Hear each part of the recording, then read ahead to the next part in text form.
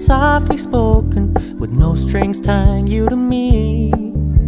I'm happy in your company with no emotion, 'cause my love deserves to be free. I never wanna look at a house in the garden. Halo, ketemu kembali dengan saya Yopi Warsono di channel YouTube saya, channel Yopi Warsono Official. Salam olahraga, salam tenis meja. Di episode kali ini saya ingin mengajak teman-teman sekalian untuk membahas ya. Kadang-kadang kita di lapangan menemui fakta yang terjadi bahwa setelah latihan tiba-tiba dalam pertandingan anak kita tidak bisa main. Jadi merasa pingpong itu sulit gitu. Oke, berapa hal yang kita harus masukkan juga di dalam program anak-anak selain basic training ya, selain stroke-nya saja atau fisikalnya atau mentalnya. Ada beberapa hal poin penting juga buat mereka adalah kita harus mengetahui bahwa tenis meja ada 3 basic yang harus diketahui oleh para atletnya. Yang pertama adalah masalah spin. Jadi table tennis adalah spin. Jadi putaran harus diajarkan kepada anak-anak kita setelah dia mulai bisa melakukan beberapa hal ya. Contoh step yang pukulan sudah bisa, sudah mulai enjoy, kita mulai masukkan ke pengenalan tentang putaran bola. Putaran bola itu ada berapa macam, ada side spin, ada back spin, ada top spin, juga tentang karet-karet lawan. Contoh bintik panjang, bintik pendek, anti spin. Jadi gimana cara mengatasi karet-karet tersebut dan harus bisa mengetahui dan membaca putaran-putaran itu. Jadi kita secara teori pun kita harus sudah masukkan. Oke, side spin dari forehand harus kembalikan ke mana, side spin dari backhand kembalikan ke mana.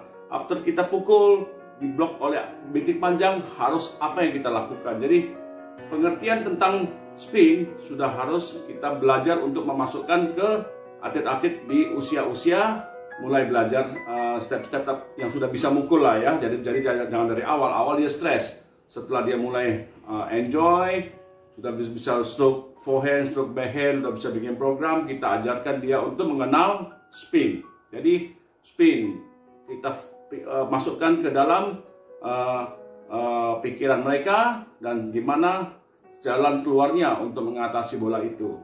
Oke, jadi yang pertama adalah spin, kita harus ajarkan. Yang kedua tentang mekanisme gerakan. Oke, kita masukkan mekanisme gerakan ke mereka. Contoh forehand, tenaga apa yang dipakai, berapa titik tenaga yang harus dikeluarkan. Backhand juga, chop atau push, blocking atau yang lain-lainnya kita ajarkan kepada mereka sehingga mereka tahu untuk melakukan gerakan itu. Tapi yang paling penting adalah yang kita harus ingatkan bahwa mereka harus konsisten di dalam hal melakukan gerakan. Konsisten itu adalah melakukan gerakan yang sama terus menerus. Contoh bola ini kita dengan bola kosong dengan gerakan begini masuk, dia harus melakukan konsisten gerakannya. Jadi jangan satu ke depan, satu atas atau berubah-berubah. Jadi kita harus bikin dia menjadi konsisten, pukulannya menjadi konsisten.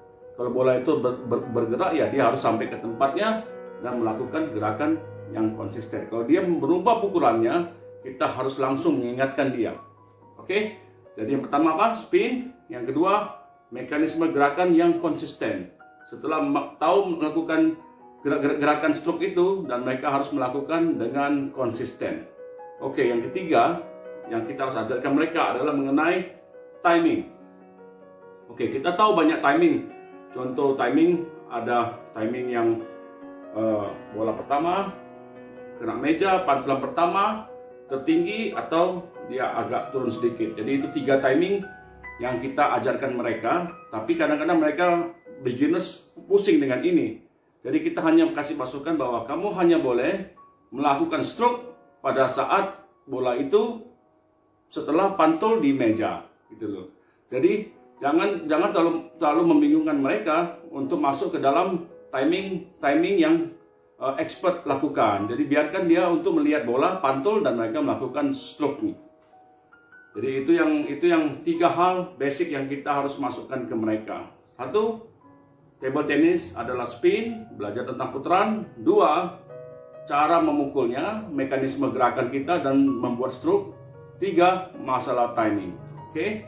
Jadi setelah 3 itu dia pahami, maka dia akan merasa table tennis itu atau tenis meja itu lebih mudah untuk dimainkan oleh para atlet kita. Jadi mereka dikasih bekal ilmu tentang spin, dikasih bekal ilmu tentang mekanisme gerak mereka dan melakukan pukulan, stroke-nya, dan tentang timingnya. Jadi setelah itu mereka tidak akan merasa sulit lagi.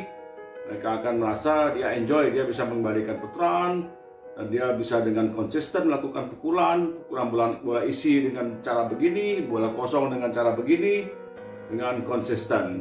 Jadi demikian tips untuk supaya pingpong berasa lebih mudah untuk para beginners. Oke, jangan kemana-mana, kita akan kembali lagi. Teman-teman, jadi sampai di sini dulu pembahasan kita tentang 3 tips untuk para pemula. 1, spin, 2, mekanisme gerakan kita, 3, timing.